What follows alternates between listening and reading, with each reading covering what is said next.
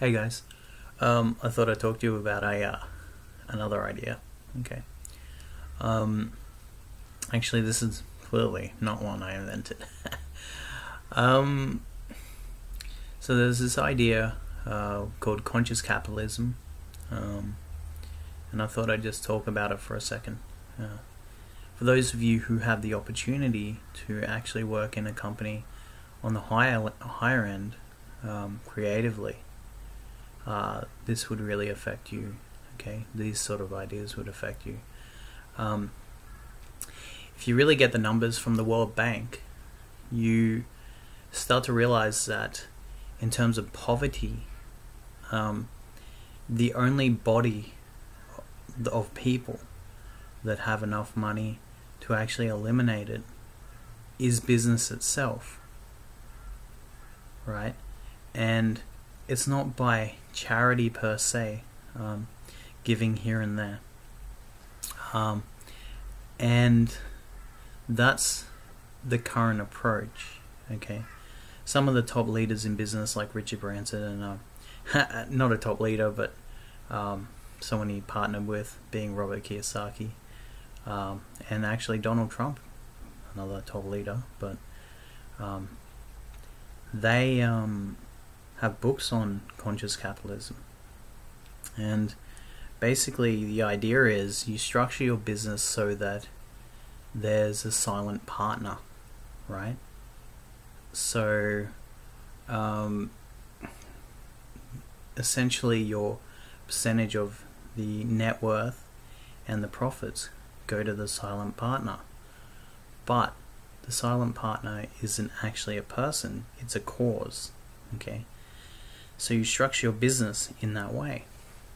And that's different to a charity, because usually you'll have a pledge, but there's no pressure. This is structurally changing how you do business so that whatever business you make will actually solve the problem of hunger or poverty in general.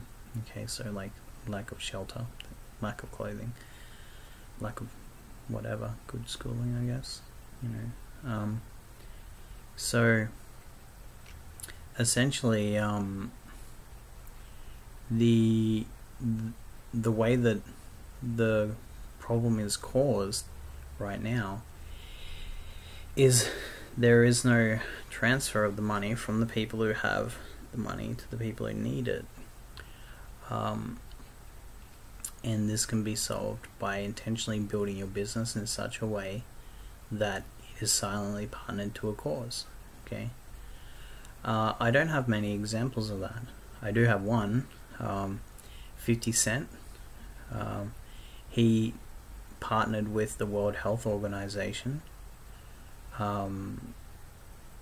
because he wanted to buy meals, plates for children in Africa directly, right? Now, if I were 50, I'd be going to Africa a lot, in a lot of different places, in a very random way, because I'm kind of a skeptic. But the idea is sound. The idea of maybe doing it more, I would do it more locally, but 50's reasoning was that the suffering is a lot worse than in where he grew up, and he didn't know it, right? So he's addressing it where the issue is the worst, okay?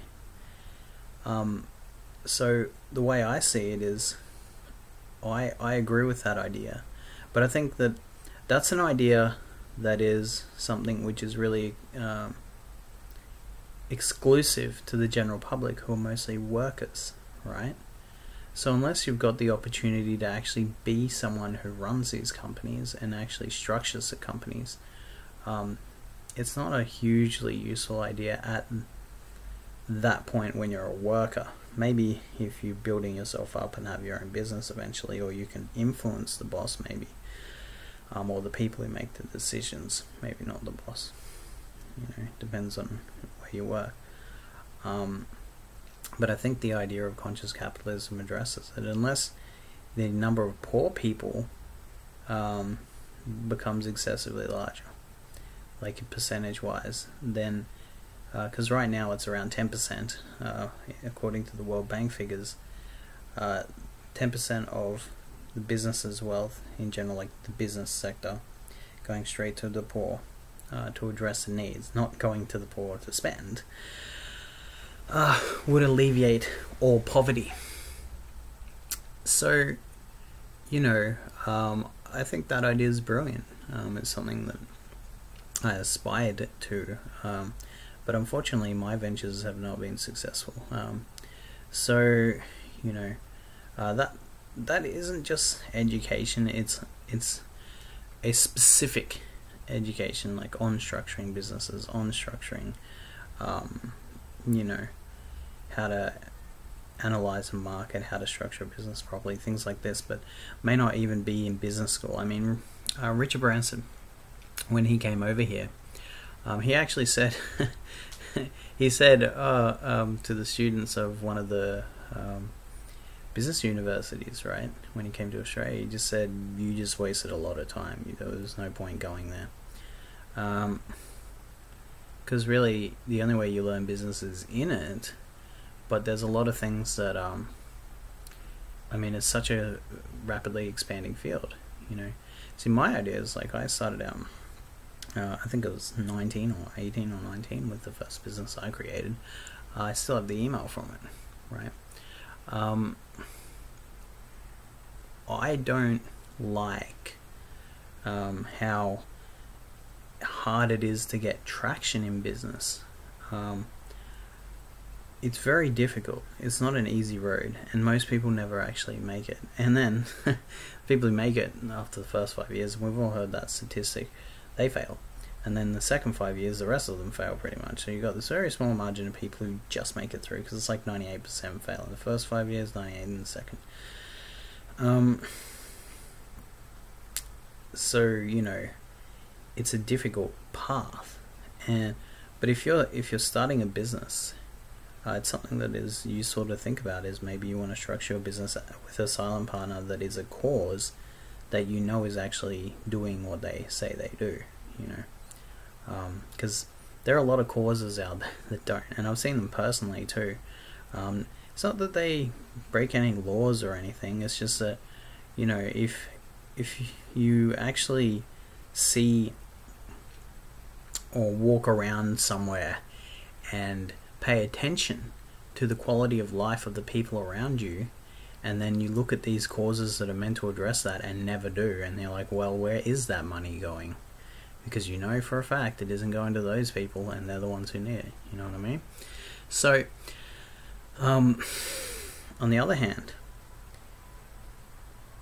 why not choose to care? I mean, really, why not care about those people as opposed to just ignoring them or acting like there's some burden? But it's like, well, if you feel burdened to care, there's something wrong with you. Like, really. It's like caring's just part of being a human. It's just you care about people. And that's one way you can do it, The way you can do it is if you're creating a business or you're involved in one, structure it right and include a silent partner that is essentially just a cause that gets the benefit, of being a silent partner. Alright, cheers.